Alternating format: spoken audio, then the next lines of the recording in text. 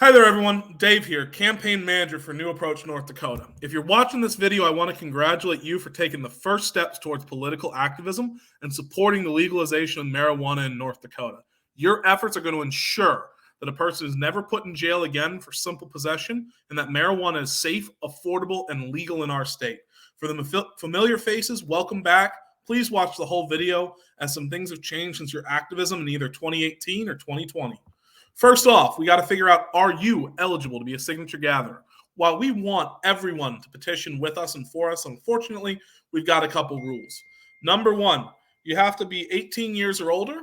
Number two, you have to be a United States citizen. Number three, have a current North Dakota ID and be a resident for at least 30 days. And number four, you have to not be serving a current prison sentence.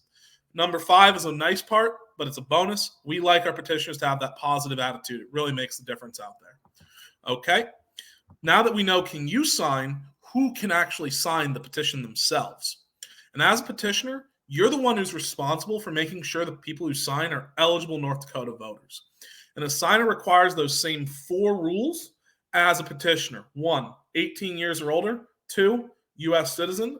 3, current North Dakota ID and a resident for 30 days. 4, not currently serving a prison sentence. Now, as a volunteer, use your best judgment.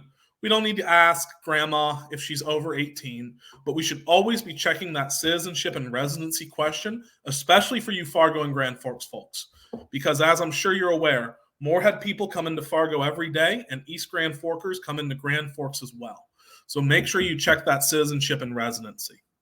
Next, we've made sure that we know the rules of who's eligible and if you can personally collect. So before you leave the house to collect signatures, we have some recommended materials. Clipboards. You need 2 or 3 because we find that to be best practice. It allows you to pass clipboards to multiple people at the same time so we can facilitate quick signing and not have long lines. Number 2, your reading copy. Some people are going to want to read the petition, and I like to have a spare that they can read so you can keep signing going. Remember, state law requires that you always have a full copy of the measure available for signers to read upon request. Pens. You'd be amazed how many of these things people take. Always have a few pens available to share. Large binder clips. The full petition must be printed every time, and keeping it together can be a pain. We recommend those large binder clips or a heavy-duty stapler before you go out. Now, we've got our petition printed. We're eligible to collect. We're good to go. So how do we carry the petition? First, always have the full text attached to the signature page. That includes the affidavit at the very end and the full legal text at the beginning. Number 2, if you're in a team, each petitioner has to have their own petition. Now, sometimes I would go out with my buddy Eric or one of my other buddies, and we'd petition together, but we each had our own petition that was ours exclusively.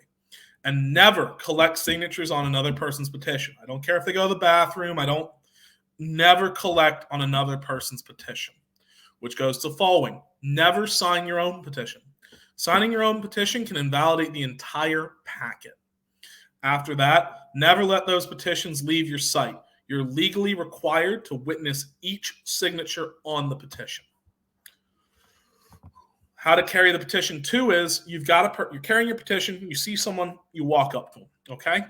When you're collecting these signatures, you're going to use the official subject when you're describing the petition.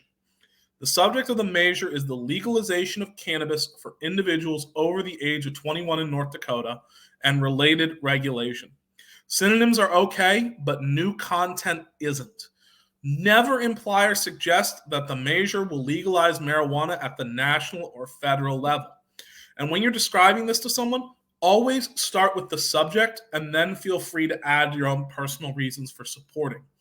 As an example, don't say, would you like to sign the petition to legalize marijuana? You have to say, would you like to sign the petition to legalize marijuana for people over 21 in North Dakota?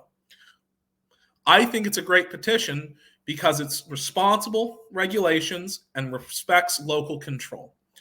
Notice how we had a break in between those sentences so that's clear that we're sticking to the subject and then adding our own personal commentary. Next is sealing the deal. They've agreed to sign. Congratulations. This gets us one step closer to making the ballot, but we're only halfway there. We've got to follow through and make sure they fill out that petition properly. Procedural errors are the number one reason for petitions and signatures being rejected by the Secretary of State, and we want to make sure these people's voices are heard. So always watch the signers to fill out as they fill out the form to ensure that it's done correctly and completely. And remember, if we don't do it right, they don't get their voice heard. We have a responsibility to ensure that their voice gets heard by the state of North Dakota. So here are some common errors to watch out for, and they're the ones we expect you to catch. Number one are the blatantly phony names. Hugh Man, Bugs Bunny, Mickey Mouse, right? We've seen these. They're not being serious. Take the petition from them and move on. Number two, not filling out the complete date, month, day, year. A lot of people forget the year. You got to have it. Next is signing their name where it asks print or vice versa. That's another very, very common mistake. Furthermore, in the actual address portion, there are a lot of inappropriate abbreviations out there. GF is not acceptable. It's Grand Forks. West Fargo, not W Fargo. But your normal abbreviations are okay. ND for your state column, ST for street, AV for avenue, BLVD for boulevard.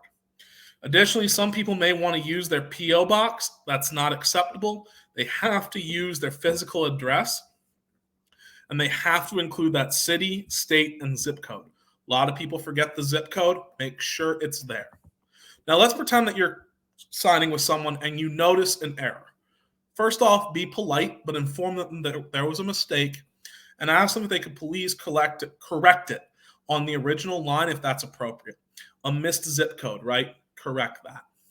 Failure to have a year in the date box, it's easy to correct. But for any other errors, have them attempt the process again on a blank line.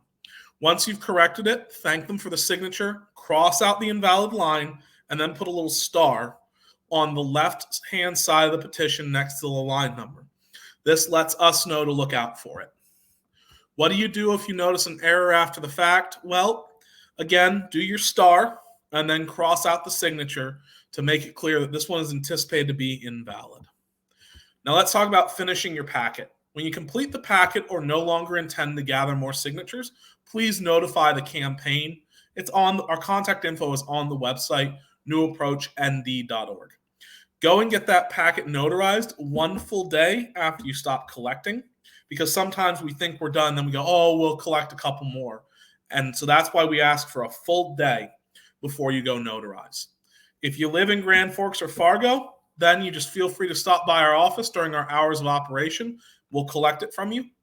And if you live outside of Grand Forks or Fargo, the campaign will coordinate a way to pick up your packet with you.